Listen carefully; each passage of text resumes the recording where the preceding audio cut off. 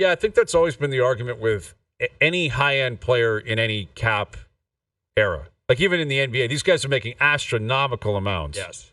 But when you consider what LeBron James represented, for 9 straight years he went to the NBA Finals. Wasn't it? Yeah, and then he's been I think it was 9 yeah, straight. and he's been to 10 finals. Yeah. Yeah. Like 4 straight with Miami and then 5 straight or 4 straight with Cleveland and then with LA. Yeah. 9 straight. Do you know how much value is in that? Yeah. You get a guy that guarantees you NBA Finals revenue. That's worth $100 and something million a year, I would think. And he was probably underpaid. So we'll never know because they're never going to go the opposite way. Once a cap has been established, like the NHL's never going to get rid of it. Well, do you know what? I think you've talked about this a bit with the next CBA. I wonder about contract lengths. We start seeing that becoming. Do you think they try to shrink it even more like the NBA? Yeah, 100%. Yeah. Because the NBA caps out at 5 years if you want to stay with your own team. Yeah. 4 if you want to leave. Right? So I could see them pushing back on that. The question is, what would they give to the players? Because the player, it's always a tit for tat. Like if we give you this, you got to give us that. I'm not sure what the players would be looking for. Anyway, the Leafs are, I'm sure, in the air right now on their way to Dallas. Peter DeBoer will join us in 20 minutes. Mm-hmm. Dallas with a win last night. Impressive win last night. And Leafs Stars tomorrow night. And some big news items coming out of practice today where day-to-day needs to be, it has to stop. You cannot continue if you're the Maple Leafs. I want to see, that's my New Year's resolution. Yeah. They asked me, you can change one thing in terms of the way the Maple Leafs operate. In the world, just for anywhere in the world, please have the Leafs stop claiming anybody is day-to-day. Because Matthews was day-to-day, that was 3 weeks. Jake McCabe was totally fine day-to-day. He missed 5 games.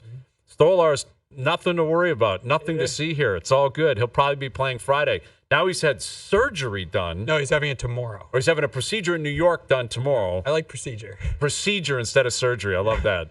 Not surgery, Not surgery. the procedure. In New York. You got to go to New York for it. And he's out 4 to 6 weeks. Yeah. And that's big news, man. I feel for Stolarz because he's played so well, and his career, he's been a backup his whole career, and the label on him has been he just doesn't play that much, whether it's injury or opportunity. Right? When you're behind guys like Bobrovsky, you're not going to play that much, but he's also run into injuries at different points in his career, and I don't think they haven't driven him into the ground.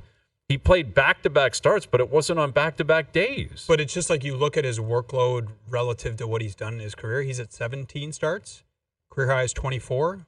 We're in the middle of December. But what was ever reasonable I don't think then? You have to play the guy. That's the thing. They didn't do anything like wrong. He's a human being that has to play. Yeah, they didn't I don't know. But this was always like part of the equation. Like, could he go from 24 games to 45 or 40?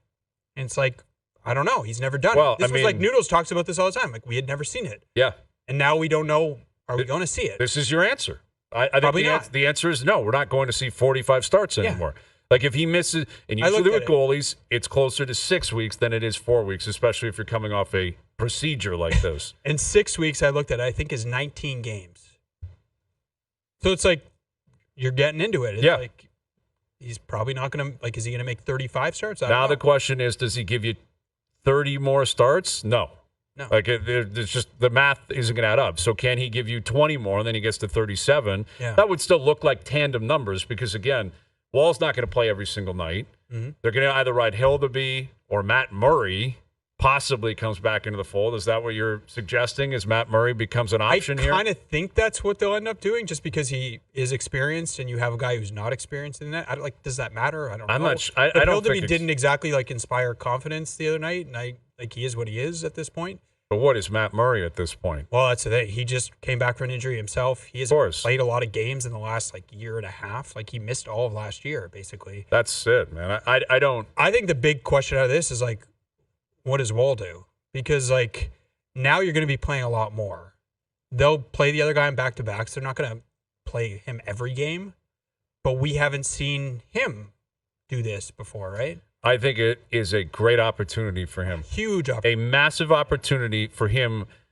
I don't think it can be overstated. This guy can almost redefine his reputation. Great call. Yeah. And basically start down a path of a whole new career Yes. over the next 4 to 6 weeks.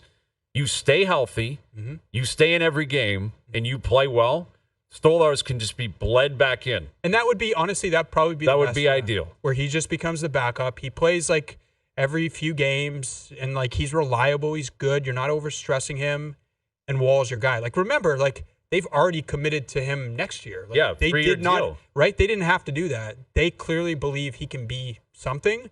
He can be their, I don't know, Jeremy Swayman or whoever you want to compare him to. Mm-hmm. This is it. Like, this is your time. Prove it. It's such a great opportunity for Yeah. him. And he's played well this year. Like, He's to his played credit. outstanding. You look at his numbers. I mean, Joe from the Bridge just flashed him up. 11 starts. Does not make a season. But if you extrapolate that over the course of the year, it's a really good season. And I think they'll be. Now you have to be careful with him because you don't have the other guy. Wait, didn't we have a conversation about this a couple weeks ago? We did when they were both healthy. Yeah. And they were both healthy. And the idea, Yeah. listen, I do think it's somewhat of an absurd conversation to have about a 24-year-old. Like, I believe he's 20. 26. Is he 26 now? Okay, still 26. Yeah, Prime of your life, prime of your career. The idea that there needs to be bubble wrap involved in the conversation is deserved because of his history. He's had injury problems his whole career, his whole life, like dating back to college and even before that. But Wall has started 11 games. He's got a .918 save percentage. He's 8-4. Those are really good numbers. Sure. And again, it is absurd, the idea that you'd have to possibly tread lightly, but now they don't have an option. Like the conversation we were having a couple of weeks ago was under the guise of they're both healthy. Maybe Wall wants to put his hands up and say, because you'd like to believe he's dying for this opportunity. I don't know of any goalie ever that dreams of being a tandem when they get to the NHL. Still a great life. I just want to play 50 games. Just give me 45. Yeah, it's Just great. give me 45. Pay me like a tandem. We'll get to the playoffs and flip a coin on who plays, and kumbaya, everyone's going to be happy. Nobody thinks that way. No. And I'd like to believe, in fact, I'm willing to say I know Joseph Wall doesn't think that way. So here's your opportunity. Go out there and seize it and play. But to your point, they got a back-to-back this weekend. They're at Buffalo and then at home against the Islanders. He's not playing both those games. Then they got an afternoon game on Monday. So it hits you almost immediately. Yet you got Dallas tomorrow night he's going to play, and Dallas is a really good team. The afternoon game on Monday is against Winnipeg. Yeah, he's playing that. Got to play that game. Big game. Then you got a break. Yeah. But then it's go time And it's after crazy that. again after that. Yeah. Like if Stolarz misses 19, does Wall play 14, 13? I think you look at it and you basically say everything that is not a back-to-back you're playing. But you gotta be careful. Like, you can't afford him getting hurt now too. I hear you. And It's I'm not tough. saying they would necessarily do that. I think they might look it over and say, we'll sneak in an extra day off here. He's probably not going to practice a lot. Like, there's different things They had a third goalie at practice That they'll- today. They do that a lot. they'll try to save him, right? Save him some time. But they could, like, I didn't like the decision to extend him when they didn't have to extend him because I just didn't see any need for it. Mm-hmm. But it could end up benefiting them if he plays really well in this stretch and, like, he just does exactly what you're talking about. He becomes, like, the guy. There's no questions. He's the number one. He plays well. If he's at 3.6 next year and for 2 more years after that, and he is that, Oh, it's a steal. great. That's what they're hoping for. That's what they're betting on. And, like, you're right. This is the chance to start proving it. Yeah, this is when you got to you got to step up now for your team because your team needs you. Like they're not in a bind because they banked all these points. They haven't been playing their best hockey. Nope. But they're still in a very good position. They're sitting atop their division, even with Florida winning last night. Not that far off from, like, the top of the East. Absolutely, like they have legitimate visions of winning the conference. They should. It's a Absolutely. big difference. Like, if you look at who you would play right now, I believe they play Tampa, which would be fun. Tampa's rolling right now. Mm-hmm. And I think if you win the conference, they would play Ottawa. That's exactly what would happen if it started tonight. It's a little different. Like, Ottawa's obviously got some interesting talent, but it's not Tampa. Yeah. It's not like you're No, nemesis, you would right? want. You got to be careful with these comments, Yeah. but you would want Ottawa clearly. Right. Yes, and that is a significant difference. Mhm. When this is a team that needs every possible edge they can get. The Leafs center dilemma: who can strengthen the roster? If you're a Toronto Maple Leafs fan like me, you know the team's center depth has been a constant concern this season. With Austin Matthews set to return from a mysterious upper body injury next week, the excitement of having our star back is palpable. However, there are still serious issues to address in the center position to keep the team competitive and, of course, fuel our playoff dreams. David Kampf, a key piece in the center rotation, is sidelined with a lower body injury. As if that weren't enough, Kaje Jarnkrok is still recovering from surgery, leaving another gap in the lineup. Max Domi, expected to be a versatile asset, has been placed on injured reserve, further aggravating the situation after missing consecutive practices due to lingering pains. To sum it up, the Leafs are missing 4 functional centers, and the pressure to act is mounting. James Mirtle, a respected Leafs analyst and contributor to The Athletic, highlighted a series of potential trade targets to address this dilemma during his appearance on the JD Bunkies podcast.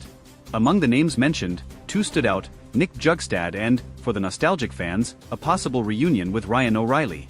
Jugstad seems to be Mirtle's favorite, and for good reason.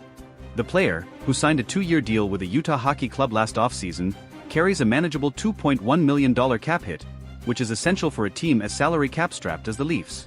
Additionally, standing at 6 feet 6 inches and weighing 205 pounds, he would bring not only physicality but also consistent offensive contributions. Jugstad is the most viable option for the Leafs right now, Mirtle stated on the podcast. And he's right.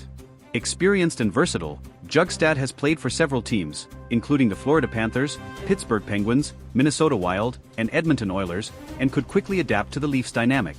With an affordable contract and a solid track record, he offers a practical solution without sacrificing too many future assets. However, it's impossible to ignore the possibility of a Ryan O'Reilly return. Yes, we know he chose the Nashville Predators last summer in search of a quieter environment, but the Leafs management still holds him in high regard.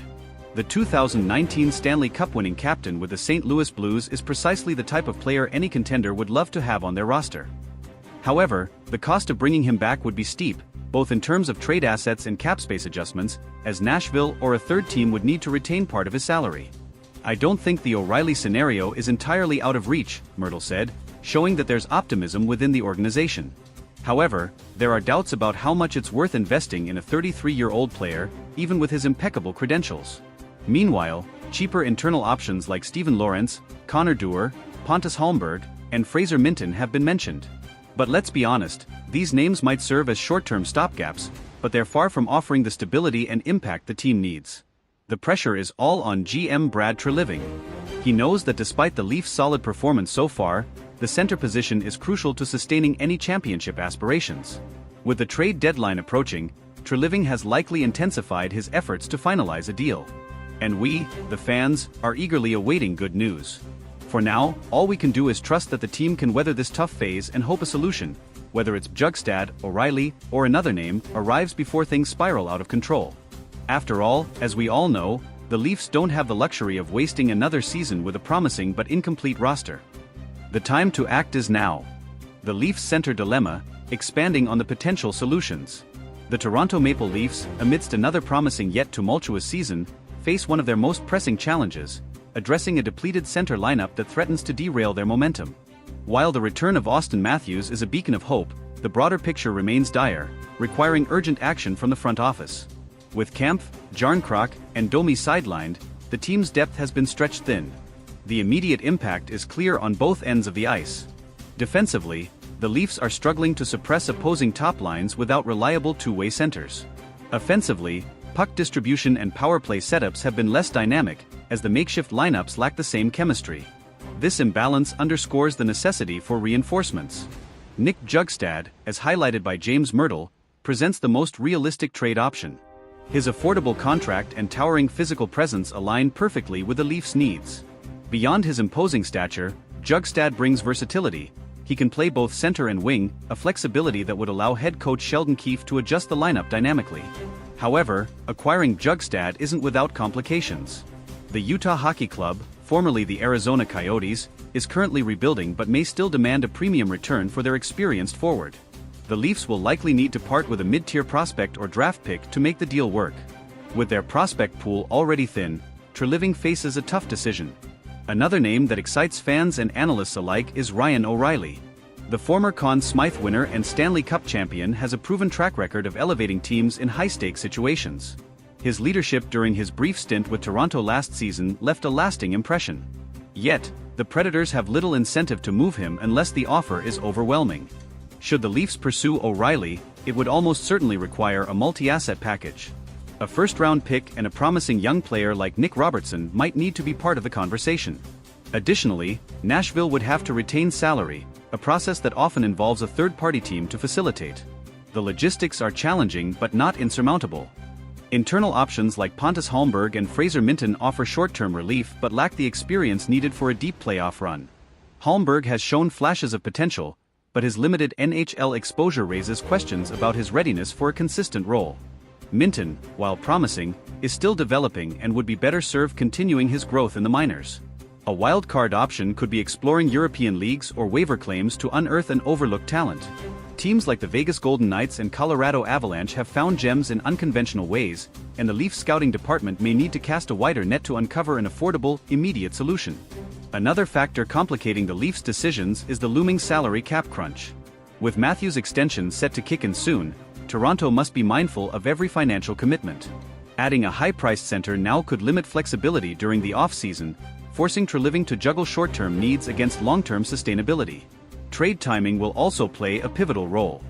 Acting quickly could stabilize the team and prevent further slip-ups in the standings, but it may come at the cost of negotiating leverage. Alternatively, waiting closer to the deadline could yield better deals as selling teams grow more desperate. The risk, however, is enduring several more weeks of uncertainty. Sheldon Keefe's role in navigating this storm can't be overstated. His ability to extract maximum effort from an injury-riddled lineup will be crucial. Keefe has already experimented with unconventional line combinations, but the lack of true centers limits his tactical options. A new acquisition would provide the stability he needs to implement a more structured game plan. The Leafs locker room has remained resilient through adversity, with veterans like John Tavares and Morgan Rielly stepping up as vocal leaders. However, even their efforts may not be enough to overcome the absence of key personnel. Reinforcements are not just a luxury, they're a necessity. For fans, the anxiety is palpable. After years of playoff heartbreak, this season feels like another chapter in the saga of unmet expectations. Yet, there's cautious optimism. The team has shown glimpses of brilliance, and the addition of a solid center could be the missing piece that transforms them from contenders to genuine threats. As the trade rumors swirl, one thing is certain: the next few weeks will be critical in shaping the Leafs season. Whether it's Bjugstad, O'Reilly, or an unexpected name, the decision made by Brad Treliving and his staff could define not just this campaign, but the team's trajectory for years to come. For now, we wait, hopeful that the Leafs will seize the moment and finally deliver on their immense potential. Will the Leafs make their move? As the speculation intensifies, the Leafs fan base is holding its collective breath, waiting for signs of a breakthrough.